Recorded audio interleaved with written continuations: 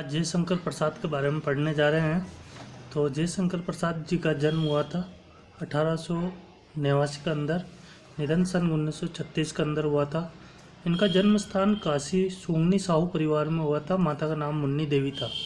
पिता बाबू देवी प्रसाद वाराणसी में तंबाकू व्यवसाय करते थे।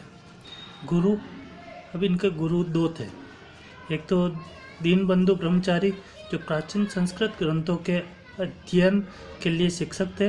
दूसरे रसमय सिद्ध संस्कृत, हिंदी, उर्दू और फारसी के लिए शिक्षक नियुक्त थे।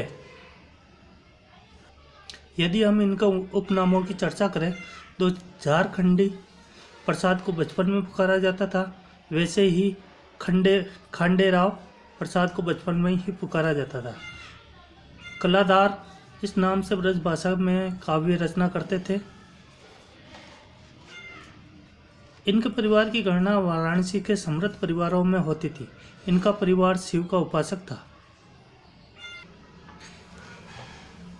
इनके प्रमुख काव्य संग्रह है द्विवेदी युग ब्रज भाषा में रचित काव्य संग्रह, जिनमें से 1909 में उर्वशी लिखा गया, 1909 में ही वन मिलन लिखा गया, 1909 ईस्वी में प्रेम राज्य लिखा गया, 1910 ईस्वी में अयोध्या का उद्धार और 1910 ईस्वी में सोखा छछबास और 1911 ईस्वी में बब्रुवाहन।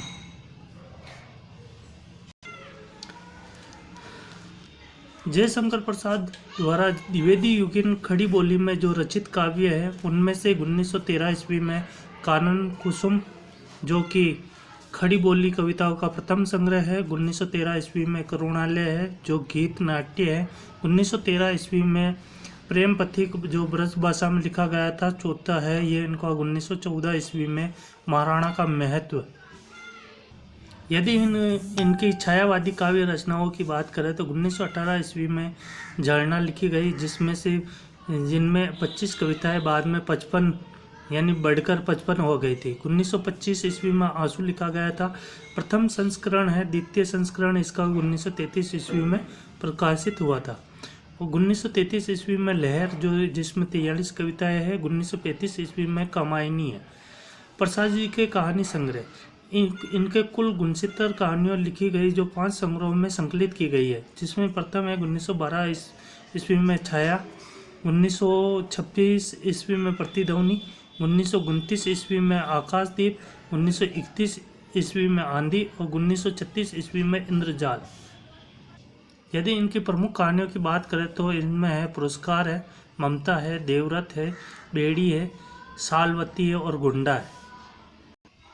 यदि इनके अतिथि अर्थपरक कहानियों की बात करें, जिनमें नीरा है, मधुआ है, गुंडा है और छोटा जादूगर है।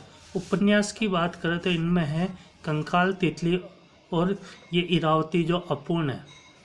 और नाटकों की बात करें तो इनमें प्रमुख नाटक है 1911 ईस्वी में सज्जन लिखा गया था, 1912 ईस्वी में कल्याणी प्रणय लिखा गया, 1913 ईस्वी में करुणालेख लिखा गया, 1914 ईस्वी में प्रायश्चित है, 1920 ईस्वी में राज्यश्री है, 1921 में विशाख है, 1922 में अजात शत्रु है, 1924 ईस्वी में कामना है और 1926 ईस्वी में जन्मेजय का नाग यज्ञ है, 1928 में स्कंदगुप्त है, 1929 और 30 ईस्वी में एक गुट है, 1933 ईस्वी में ध्रुव स्वामिनी।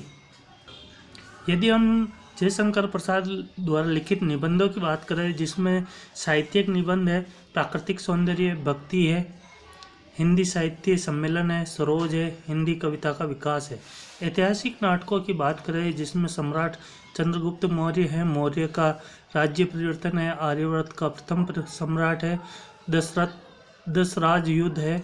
जिसमें समीक्षात्मक निबंध की बात करें, जिनमें चंपू है, कवि और कविता है, कविता और रसास्वादन है, काव्य और कला है, रहस्यवाद है, रस है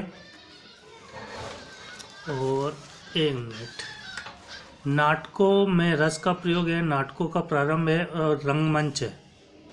यदि जयशंकर प्रसाद के अन्य महत्वपूर्ण तथ्यों की बात करें तो अयोध्या का उद्धार कविता में लव द्वारा अयोध्या को पुनः बसाने की कथा है। कामायनी महाकाव्य पे मंगला प्रसाद पारितोषिक प्राप्त हुआ और प्रेम पथिक के अंदर पहले 1909 ईस्वी में ब्रजभाषा में लिखा गया, फिर उसे 1914 ईस्वी में खड़ी बोली में रूपांतरित किया गया।